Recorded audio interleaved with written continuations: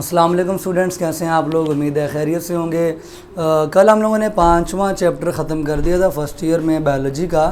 आज हम next chapter शुरू करने जा रहे हैं जिसका नाम है किंगडम प्रोकैरियोटी, यानी कि किंगडम मोनेरा। मज़े की बात आपको बताऊं कि जो 5 किंगडम सिस्टम क्लासिफिकेशन है 5 किंगडम वाली, उसके पाँचों किंगडम अब हमारे 5 चैप्टर्स हैं। 5 चैप्टर से मुराद कौन से होंगे? छठा चैप्टर होगा किंगडम मोनेरा, 7वां होगा किंगडम प्रोटिस्टा, फिर 8वां होगा किंगडम फंजाए और 9वां होगा किंगडम प्लांटी और 10वां चैप्टर हमारा इंशाल्लाह ताला किंगडम एनिमेलिया होगा। तो छठा चैप्टर हमारा, जैसे कि मैंने बताया आपको, किंगडम मोनेरा है। इसी के हिसाब से बाकी चारों किंगडम भी हमने तरतीब से पढ़ने हैं। तो स्टार्ट करते हैं किंगडम मोनेरा को। किंगडम मोनेरा ऐसा किंगडम है जिसके अंदर प्रोकैरियोटिक ऑर्गेनिज्म शामिल किए गए। सिर्फ प्रोकैरियोट्स। सिर्फ कौन? प्रोकैरियोट्स। तो तमाम बच्चे एक बार ज़रा कमेंट कर दें ताकि मुझे पता भी चल जाए कौन क्लास ले रहा है, और ये भी मुझे पता चल जाए किस किस को जागना पड़ रहा है। किंगडम मोनेरा में तमाम ऑर्गेनिज्म कौन है? प्रोकैरियोट्स हैं। तो इसीलिए हम इसको प्रोकैरियोटी भी कहते हैं। तो कमेंट क्या करना है तमाम बच्चों ने कि kingdom Monera contain only prokaryotes, only prokaryotes. इसकी ना 2 क्लासेस, 2 कैटेगरीज बनाई गई। एक बनाई गई पुराने बैक्टीरिया की, बहुत पुराने, जिनसे लाइफ स्टार्ट हुई थी, वो हैं आर्किया बैक्टीरिया। वो क्या है? Archaea bacteria. ये जो आर्कियो बैक्टीरिया हैं, आर्कियो बैक्टीरिया हैं, इनको 2 वर्ड्स पर डिवाइड कर दें, एक आर्कियो और एक बैक्टीरिया। आर्कियो का मतलब होता है एंशियंट, पुराने, कदीम बैक्टीरिया। साइंस कहती है कि जब ज़िंदगी स्टार्ट हुई थी तो सबसे पहले आर्किया बैक्टीरिया दुनिया में आए थे। ये वो बैक्टीरिया थे जो बहुत एक्सट्रीम कंडीशन में 120 डिग्री टेम्परेचर पर सरवाइव किया करते थे। इसके बाद एवोल्यूशन से साइंस के मुताबिक यू बैक्टीरिया बन गए। इसको भी आप 2 वर्ड्स में डिवाइड कर दें, आपको आसानी होगी। एक है यू और एक है बैक्टीरिया। यू से मुराद ट्रू बैक्टीरिया है। ट्रू बैक्टीरिया मीन ये proper, original, prominent, advance bacteria जो प्रॉपरली स्टडी किए जाएंगे। ठीक है। तो आर्किया बैक्टीरिया और यू बैक्टीरिया, 2 किस्म के मैंने आपको बैक्टीरिया बता दिए हैं। अब हमने देखना ये है कि बैक्टीरिया डिस्कवर कैसे हुआ। दोनों कैटेगरीज पता चल गई आपको? कमेंट कर दें ताकि आपको याद भी हो जाए। तमाम बच्चे दोनों के नामों को कमेंट कर दें। Archaea bacteria means ancient bacteria और eubacteria means true bacteria. मैं अभी देखने लगा हूँ। नेक्स्ट हमने स्टडी करनी है इनकी डिस्कवरी, किस तरह से इनको पहली मर्तबा डिस्कवर किया गया।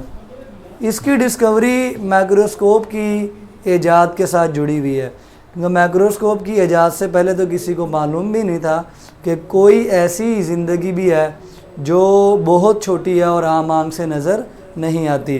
तो माइक्रोस्कोप के ईजाद होने के बाद बैक्टीरिया ईजाद हुआ। और मेरी एक बात कान खोल के सुन लें कि बैक्टीरिया के अंदर वो तमाम कैरेक्टरिस्टिक्स मौजूद होते हैं जो लाइफ के लिए रिक्वायर्ड है। जैसे हमने कहा ना, सेट ऑफ कैरेक्टरिस्टिक्स वो इनमें पाए जाते हैं। बेशक ये एडवांस नहीं है, कदीम जानवर है, जानदार हैं, लेकिन इनमें कैरेक्टरिस्टिक्स पूरे हैं। तो डिस्कवरी शुरुआत कब हुई? ज़माना 17वीं सदी की बात है, 17th सेंचुरी के अंदर एंटनी वैन लीएनहॉक, AVL, इसके मैं शॉर्टकट को क्या कहता हूँ, AVL, 1673 इसने पहली मर्तबा रिपोर्ट किया और इसने नाम रखा इनका एनिमल क्यूल्स। एनिमल क्यूल इसने क्यों कहा? क्योंकि इसको बारिश के पानी में छोटे छोटे जानदार नज़र आए। ऐसे जानदार जो आम आँख से नज़र नहीं आ रहे थे, लेकिन बारिश के पानी में इसको नज़र आ गए। इसने अपनी बनाई हुई माइक्रोस्कोप से बारिश के पानी को अच्छी तरह ऑब्ज़र्व किया तो इसको छोटे छोटे जानदार नज़र आए।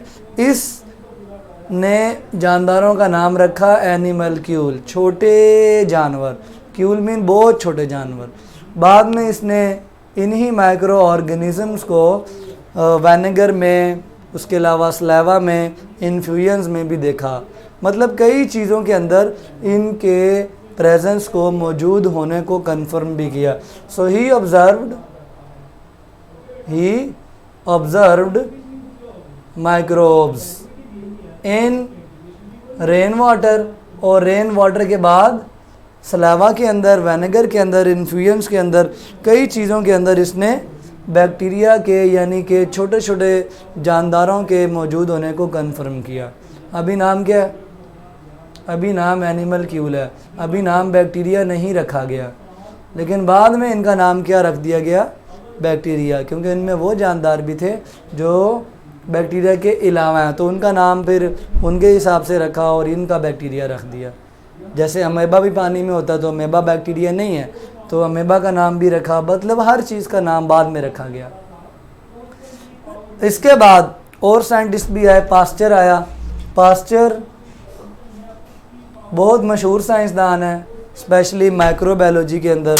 माइक्रोबायोलॉजी वो साइंस है, वो बायोलॉजी की ब्रांच है जिसमें माइक्रो ऑर्गेनिज़म्स की स्टडी की जाती है। तो माइक्रोबायोलॉजी के अंदर पास्चर ने कई डिस्कवरीज़ की। कौन सी सेंचुरी में? ऑलमोस्ट 19वीं सेंचुरी के अंदर उसने वैक्सीनेशन पे काम किया, उसने नए ऑर्गेनिज़म्स आइसोलेट किए, पास्चराइजेशन की टेक्निक बताई, कई चीज़ें इसने की। तो यहाँ से भी माइक्रो ऑर्गेनिज़म्स की प्रेजेंस क्या हो गई? कंफर्म हो गई। इसने कंफर्म किया, कंफर्म कर दिया कि माइक्रो ऑर्गेनिज़म मौजूद हैं। ठीक है। इसने रेबीज़ की, कॉलरा की और एंथ्रेक्स की वैक्सीनेशन भी की थी।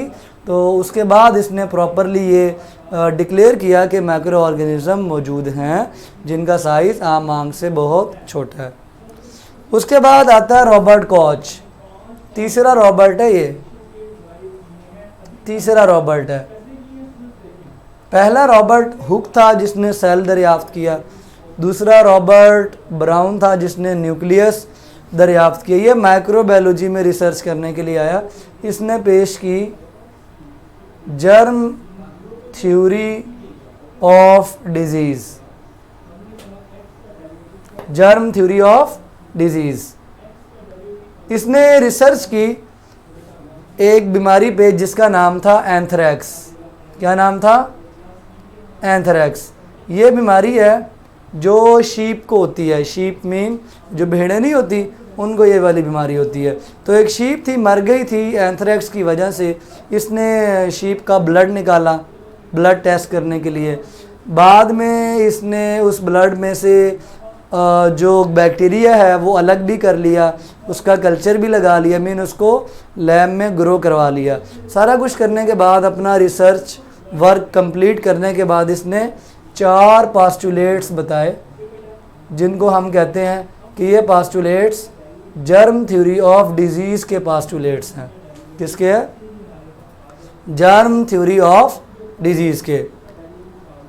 काम किस पे किया बच्चों? इसने किया एंथ्रेक्स पे।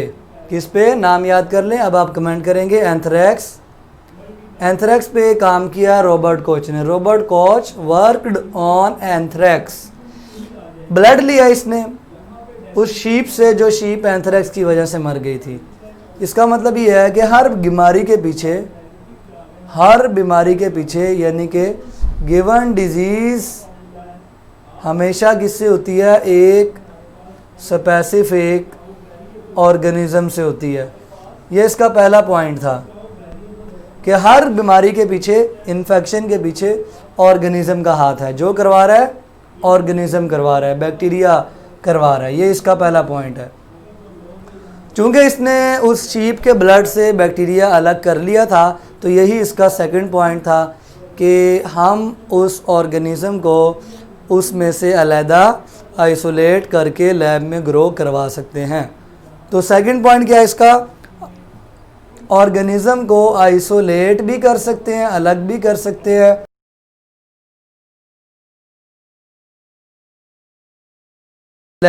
लैब भी कह सकते हैं आप, कल्चर भी कह सकते हैं, आर्टिफिशियल मीडिया भी कह सकते हैं। ये कल्चर जब भी आपके पास वर्ड आएगा ना बायो में, उसका मतलब क्या होगा? उसका मतलब आर्टिफिशियल ग्रोथ होगा। ठीक है। और एक बच्चे ने क्वेश्चन किया कि एंथ्रेक्स क्या होती है। मैंने अभी बताया कि एंथ्रेक्स एक बीमारी है जो शीप को होती है। अब आ जाएं सेकंड पॉइंट पे। सेकंड पॉइंट में मैं आपको बता रहा हूँ कि इसने कहा कि हम उस बैक्टीरिया को आइसोलेट भी कर सकते हैं और उसको हम ग्रो भी करवा सकते हैं। ग्रो कैसे करवाएंगे, ये मैं आपके सामने एक प्लेट बना रहा हूँ। ये पेट्री प्लेट है। पेट्री प्लेट जो है, इसके अंदर हमने मीडिया डालना है। ये मीडिया डाल दिया हमने सारा। जब हम मीडिया डालते हैं तो मीडिया डालने के बाद, ये मीडिया क्या होता है? ये खुराक होती है। खुराक बैक्टीरिया के लिए हमने डाल दी और ये बीच में रख दिया बैक्टीरिया। ये बीच में रखा बैक्टीरिया, तो उस बैक्टीरिया ने अपनी ग्रोथ शो की। वो ग्रोथ शो करेगा और पूरी प्लेट के अंदर फैल जाएगा। पूरी प्लेट के अंदर फैल गया। अब इसकी खुराक के तौर पर हम क्या दे सकते हैं? हम कार्बोहाइड्रेट देते हैं आमतौर पर। बैक्टीरिया की खुराक में जो एगर के नाम से मशहूर है, पॉलीसेकेराइड कार्बोहाइड्रेट है, चैप्टर 2 में भी हमने पढ़ी थी। तो उसने अपनी खुराक को खाया, खा के पूरी प्लेट में बैक्टीरिया फैल गया। इस आर्टिफिशियल ग्रोथ को कल्चर कहते हैं, जो लेबॉर्ट्री में होती है। देख रहे हैं आप सामने, ये मेरे पास पेट्री प्लेट है या पेट्री डिश है। इस पेट्री प्लेट या पेट्री डिश में बैक्टीरिया क्या हुआ? ग्रो। आर्टिफिशियली या नेचुरली?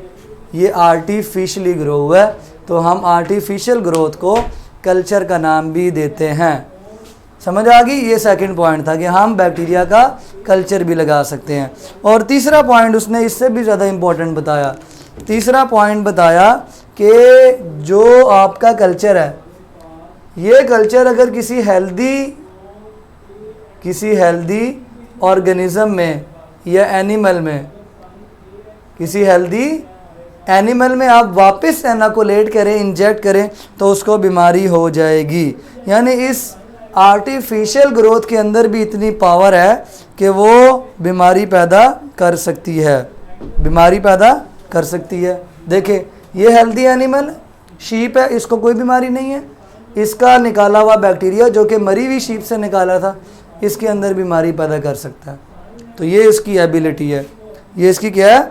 एबिलिटी है। और याद रखें, जब इस हेल्दी एनिमल को बीमारी हो गई तो हम लिखेंगे कि कल्चर जो कि प्योर कल्चर है, मीन उसमें और कोई चीज़ नहीं है, सिर्फ बैक्टीरिया आर्टिफिशियल। इस प्योर कल्चर के अंदर बीमारी पैदा करने की सलाहियत मौजूद है। लेकिन उसी वक्त बीमारी पैदा होगी जब ये किसी ऐसे एनिमल में इनाकुलेट मीन इंजेक्ट किया। क्या किया? यहाँ पे वर्ड आएगा इनाकुलेट। इसका लफ्ज़ी मतलब है इंजेक्ट। तो उसके अंदर बीमारी होगी। लेकिन वो जानवर ऐसा होना चाहिए जो उसके लिए ससेप्टिबल हो, मीन उसको वो बीमारी पहले हो सकती हो। ये तो नहीं है बीमारी शीप की है, इनाकुलेट आप हॉर्स में कर दें, तब ऐसा नहीं होगा। ठीक है, लें जी। इसके बाद आखिरी पॉइंट इसने बताया, हेल्दी एनिमल इन्फेक्टेड हो गया, इन्फेक्टेड एनिमल से दोबारा कल्चर लगाया जा सकता है। यानी जो हमने आर्टिफिशियली बीमार करवाया, ये ख़ुद बीमार नहीं हुआ। ये हेल्दी एनिमल जो बीमार हुआ ना, इन्फेक्शन हुई है, ये ख़ुद नहीं हुई। ये क्यों हुई? ये हमने करवाई। इसमें से भी हम अपना बैक्टीरिया आइसोलेट करके कल्चर करवा सकते हैं। इस काम को कहते हैं रिकवरी। हम अपने ऑर्गेनिज़म की रिकवरी भी कर सकते हैं, दोबारा से उसको लैब में ग्रो करवा सकते हैं। तो 4 पॉइंट्स हैं बच्चों, तो चारों पॉइंट्स याद कर लें। आपके लिए इसको याद करने के लिए 40 सेकंड है सिर्फ। 40 सेकंड के बाद आपने बताना है कि याद कर लिया। जो बच्चे लाइव हैं फ़ौरन बताएंगे। जो बच्चे यूट्यूब पे हैं वो भी campus.pk की लाइव स्ट्रीमिंग में आके हमें बताएंगे कि हमने ये 4 पॉइंट याद कर लिए। पहला पॉइंट, बीमारी के पीछे हमेशा ऑर्गेनिज़म का हाथ होगा। हम उस ऑर्गेनिज़म को निकाल भी सकते हैं ब्लड से, उसको लेबॉर्ट्री में ग्रो भी करवा सकते हैं। ग्रो करवाने के बाद उस कल्चर से भी बीमारी पैदा करवा सकते हैं खुद। और अब जिसको खुद बीमारी पैदा करवाई है आर्टिफिशली, उससे भी हम अपना ऑर्गेनिज़म अगेन लैब में रिकवर कर सकते हैं। ठीक है, और कोई क्वेश्चन करना है तो मुझसे कर सकते हैं। ठीक है, लें जी, कमेंट कर रहे हैं आप लोग। कल्चर लगाना इतना आसान नहीं है। रॉबर्ट कॉच ने इसके अलावा और भी कई चीज़ें बताई, वो कौन कौन सी, वो मैं आपको बता देता हूँ। उससे पहले एक सवाल का जवाब दे दूँ। फर्स्ट पॉइंट फिर बता दें। फर्स्ट पॉइंट सबसे आसान पॉइंट है कि जब भी बीमारी होगी ऑर्गेनिज़म की वजह से होगी। जब भी बीमारी होगी ऑर्गेनिज़म की वजह से होगी, बैक्टीरिया की वजह से होगी। स्पेसिफिक ऑर्गेनिज़म, जैसे नमूनिया का बैक्टीरिया कौन है? Streptococcus pneumoniae. इसी तरह हर बीमारी का अपना अपना ऑर्गेनिज़म होगा जो इन्फेक्शन पैदा करता है। एंथ्रेक्स भी इन्फेक्शन है जो शीप में होती है, इन्फेक्शन है। कुछ बच्चों ने पूछा था कि एंथ्रेक्स क्या होता है, तो मैं दोबारा बता रहा हूँ, एंथ्रेक्स एक इन्फेक्शन है जो बैक्टीरिया से होती है। इसने बताया कल्चर कैसे लगाना है। कल्चर के लिए इसने सारे स्टेप सिखाए। अलग कैसे करना है ये भी सिखाया। अलग करके कल्चर लगाने के लिए मीडिया कैसे बनाना है, खुराक कैसे तैयार करनी है बताया। और मीडिया लगा के, कल्चर लगा के उसको मेंटेन कैसे करना है ये भी सिखाया।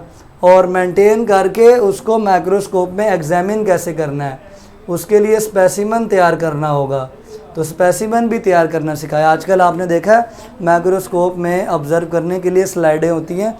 स्लाइडों के ऊपर ना डॉट टाइप एक छोटा सा स्पेसिमन पड़ा होता है जिसमें हम देख सकते हैं। ठीक है, एक बच्चे ने क्वेश्चन किया ससेप्टिबल, वो जिसको हो सकता है, जिसको कोई बीमारी हो सकती है। जैसे एंथ्रेक्स का ससेप्टिबल शीप है, हॉर्स नहीं है, इस तरह करके। चलें जी, आगे चलें।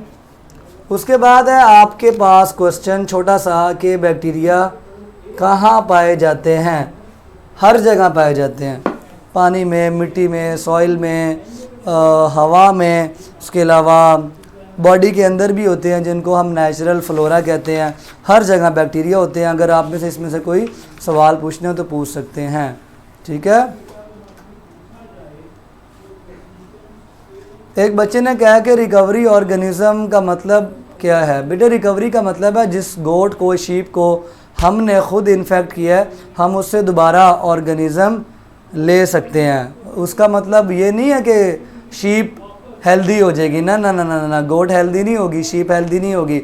हमारा ऑर्गेनिज़म जो हमने गोट में भेजा है वो हमें वापस मिल जाएगा, वो हमें वापस मिल जाएगा। ऑर्गेनिज़म रिकवर हो रहा है, एनिमल रिकवर नहीं हो रहा।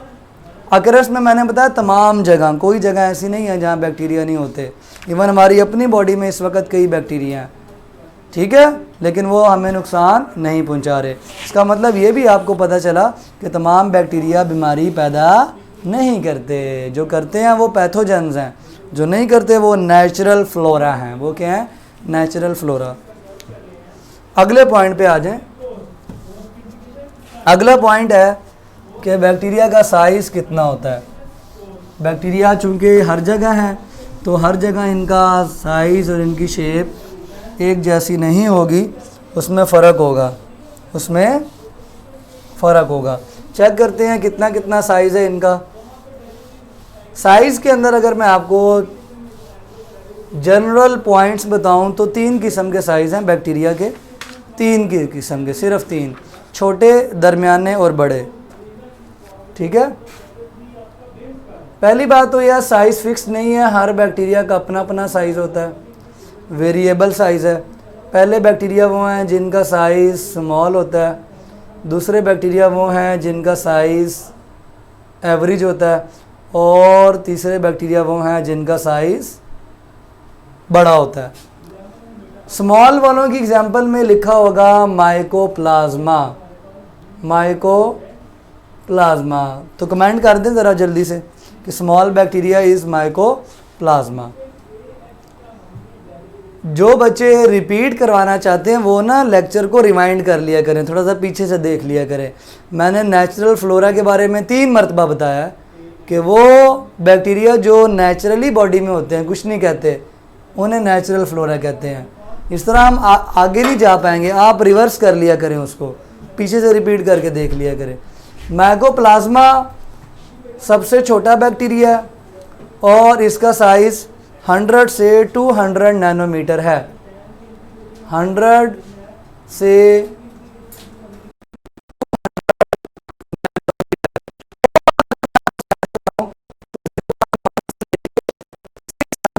माइक्रोमीटर तक साइज की रेंज है। मीन छोटा इतना भी हो सकता है और इतना बड़ा भी हो सकता है।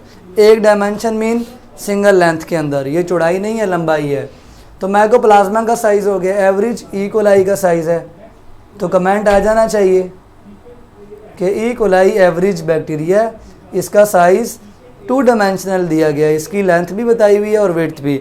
लेंथ विड्थ के हिसाब से अगर विड्थ की बात करें तो वो 1.1 से लेके 1.5 माइक्रोमीटर है, मल्टीप्लाई बाय 2.0 से 6.0 माइक्रोमीटर। ये इसकी क्या है, चौड़ाई, और ये इसकी क्या है, लंबाई। ये मल्टीप्लाई का साइन ये इंडिकेट करता है कि दोनों को मल्टीप्लाई करेंगे तो टोटल एरिया आएगा कि ई कोलाई इतना बड़ा होता है। जिस तरह हम लोग कहते हैं ना 20 ज़रब 40, 20 फुट चौड़ाई और 40 फुट लंबाई। किसी घर के साइज़ को बता रहे हो, हम कहते हैं 50 बाय 100, 50 फीट उसकी चौड़ाई है और 100 फीट उसकी लंबाई है। तो बैक्टीरिया में अगर मैं बनाऊँ आपके सामने, ये अगर बैक्टीरिया है ई कोलाई, तो ये इसकी लंबाई है और ये क्या है, चौड़ाई है। तो दोनों लिखे हुए हैं। लॉन्ग बैक्टीरिया की एग्जांपल में आता है स्पायरोचीट।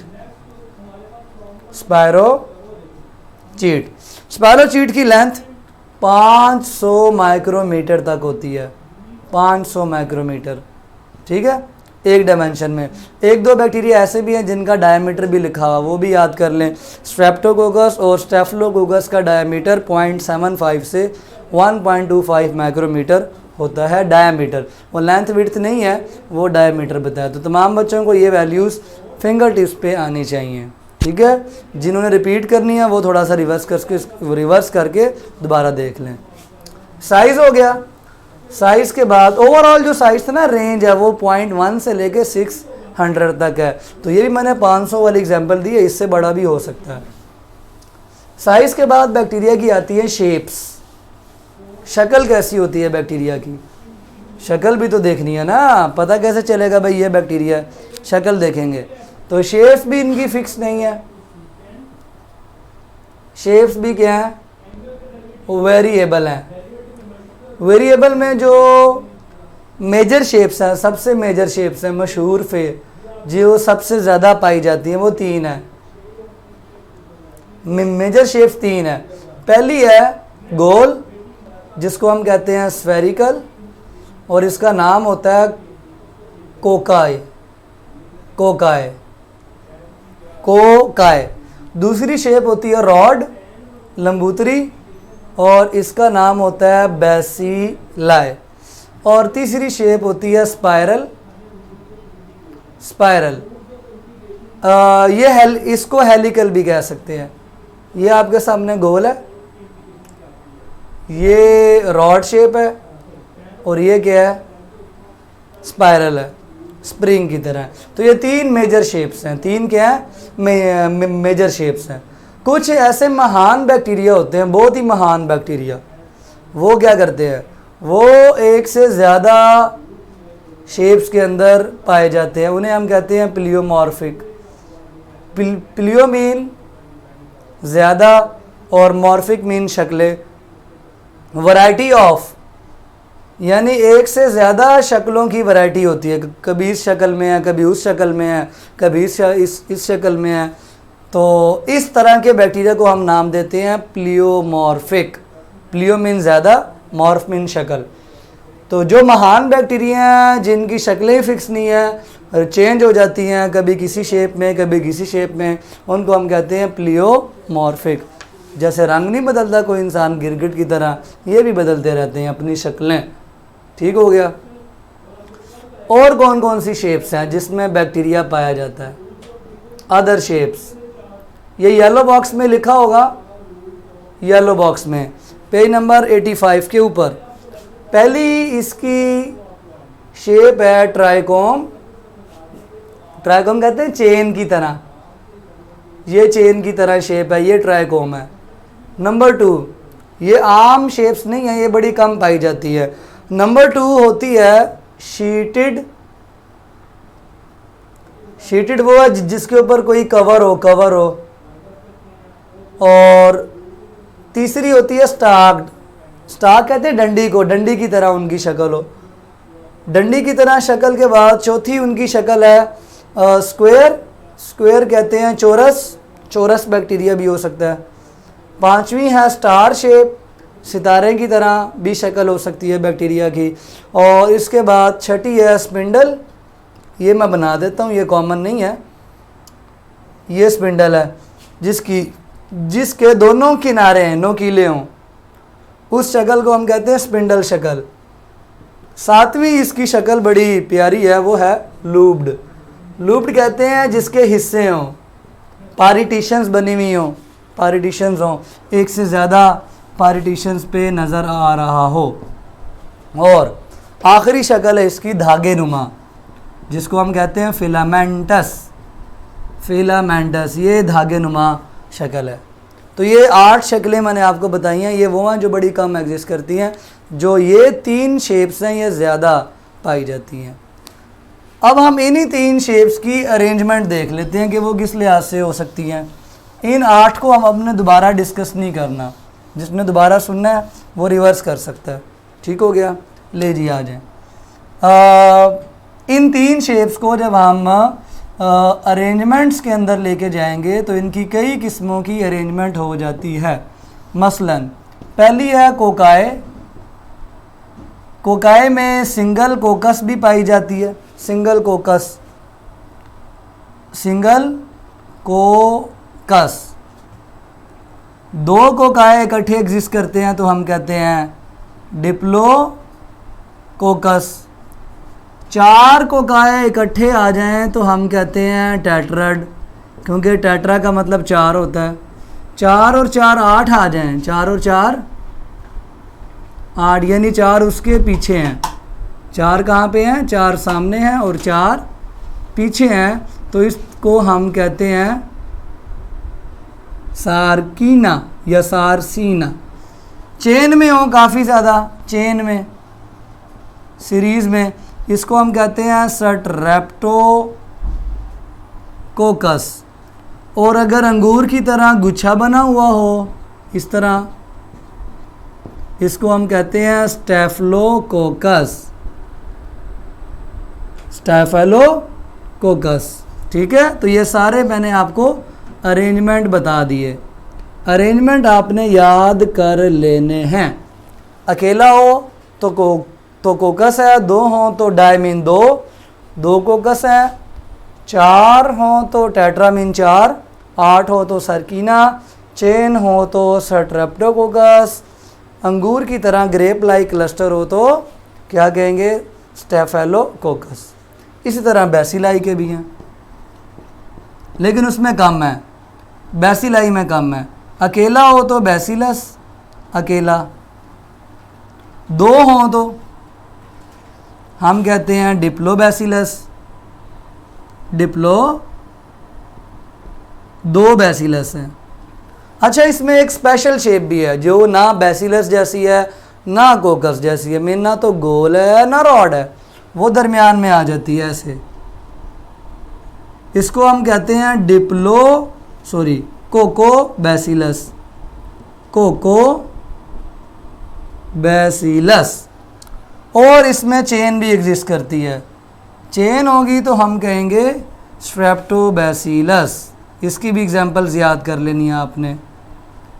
लैक्टोबैसिलस एग्जाम्पल है, ई कोलाई इसकी एग्जाम्पल है, और आपकी बुक के अंदर भी ज़ूडोमोनास लिखी हुई है और बैसिलस सबटिलिस भी लिखी हुई हैं। ये आपने इसकी नाम याद कर लेने, ठीक है, मुश्किल तो नहीं है। ऊपर नीचे बैसिलस नहीं हो सकते, आपकी बुक में प्रॉपर क्रॉस लगाया हुआ है कि जब भी बैसिलस होंगे साइड पे होंगे, ऊपर नीचे बैसिलस नहीं हो सकते। आखिरी शेप है स्पाइरल। स्पाइरल में कॉमा शेप भी हो सकती है ऐसे, बल्कि सीधा कॉमा बना लें, कॉमा शेप या कर्व्ड शेप कह लें, इसको हम कहते हैं वाइब्रियो। एक बहुत मोटी चेन भी हो सकती है, स्पाइरलम कहते हैं इसको, क्या कहते हैं, स्पाइरलम। और अगर बारीक सी स्पाइरल शेप हो, बारीक सी, तो उसको हम कहते हैं स्पायरोचीट। इन सारों की शक्लें कर्व्ड हैं, मुड़ी हुई हैं, इस तरह से बल खा रही हैं। तो बल खाते हुए बैक्टीरिया जितने भी होंगे उनकी शेप को हम स्पाइरल कहते हैं। अकेला भी हो सकता है, वाइब्रियो यानी कॉमे की तरह कर्व्ड है, इस तरह हो सकता है, मीन जो थिक हो और सख्त हो, रिजिड। ये बारीक भी है और फ्लेक्सिबल भी है, थिन भी है और फ्लेक्सिबल भी है। इसका नाम क्या है, इसका नाम है स्पायरोचीट। तो ये मैंने आपको कुछ शेप्स बताई हैं, अब इनके नाम क्या हैं। एक का नाम है हाइफोमाइक्रोबियम, इसकी एग्जांपल आपकी बुक में लिखी हुई है, हाइफोमाइक्रोबियम, और एक एग्जांपल लिखी हुई है जनरल वाइब्रियो। तो ये एग्जांपल्स आपने लाजमी याद करनी है। कुछ मैट्रिक में एग्जांपल पढ़ी हैं, वो भी अप्लाई कर सकते हैं। दही वाले बैक्टीरिया को आप कहाँ लिखेंगे, लैक्टोबैसिलस, बैसिलाई में लिखेंगे लैक्टोबैसिलस। नमूनिया वाला बैक्टीरिया आपने पढ़ा था स्ट्रेप्टोकोकस निमोनाई, वो कहाँ लिखेंगे, वो आप कोकाई में एग्जाम्पल में लिख सकते हैं। उसका मतलब जो आपने बैक्टीरिया पढ़े हैं जिनके नाम आते हैं उनको भी आप एग्जाम्पल में फिट कर सकते हैं। तो मैं अब आपके क्वेश्चन पढ़ लेता हूँ जो आपने पूछे हैं, नहीं पूछे तो आप पूछ लें। एक बच्चे ने कमेंट किया येलो बॉक्स भी बताएं। मुझे लगता है आप लेट हो गए हैं, वो जो इससे पहले मैंने यहाँ लिखा था वो सारा येलो बॉक्स वाला ही था, ठीक है। मैंने आपको सारी शेप्स येलो बॉक्स की बताई थी, वो 8 जो शक्लें हैं वो येलो बॉक्स में ही लिखी हुई हैं, ठीक है, येलो बॉक्स में। और कोई क्वेश्चन करना है तो मुझसे पूछ लें, नहीं तो इंशाल्लाह हम अब कल दोबारा मुलाकात करेंगे।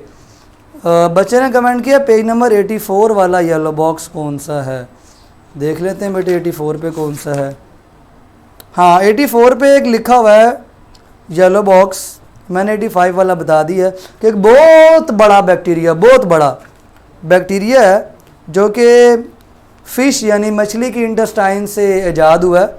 उस मछली का नाम है एकेन्थेरस नाइग्रोफस्कस। नाम मुश्किल है, आप बस ये याद रखें, सर्जन फिश है, सर्जन। इस बैक्टीरिया की लंबाई 600 माइक्रोमीटर है, चौड़ाई 80 माइक्रोमीटर है, इतना लंबा बैक्टीरिया ईजाद हुआ है। और इस बैक्टीरिया का नाम है इपोलपोशियम फिशल्सोने। तो साइंटिफिक नेम है, आप ये ना भी याद करें खैरल तो आप शॉर्टकट कर लें ई फिशल्सोने, क्योंकि आपको पता है ना ई कोलाई लिखते हैं, एस्चर्चिया कोलाई मुश्किल है, तो ई फिशल्सोने कर ले। तो ये मैंने बताया कि ये इतना बड़ा बैक्टीरिया है। अगर आप हाइफन ड्रॉ करें ना, हाइफन, ये हाइफन होता है ना जो आप पेज पे ड्रॉ करते हैं, ये तो वाइट बोर्ड पे बड़ा हो गया।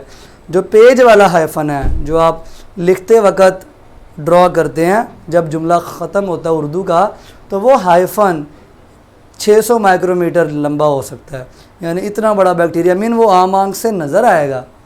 तो फ़िश यानी सर्जन फ़िश से ये ईजाद हुआ है। और कितना बड़ा ये उस जितना है, हाइफन जितना है, और यूकैरियोटिक सेल से भी इसका साइज़ बड़ा है। तो ये एक इम्पॉर्टेंट इन्फॉर्मेशन थी, अच्छा कि आपने मुझसे पूछ लिया। एक बच्चे ने क्वेश्चन किया बैक्टीरिया का साइज़ कैसे नापते हैं। बेटे माइक्रोस्कोप के अंदर से पता चलता है कि इसका साइज़ कितना है। एक बच्चे ने कहा पास्चराइजेशन क्या होता है। पास्चराइजेशन दूध गर्म करके उसके बैक्टीरिया मारने का नाम है।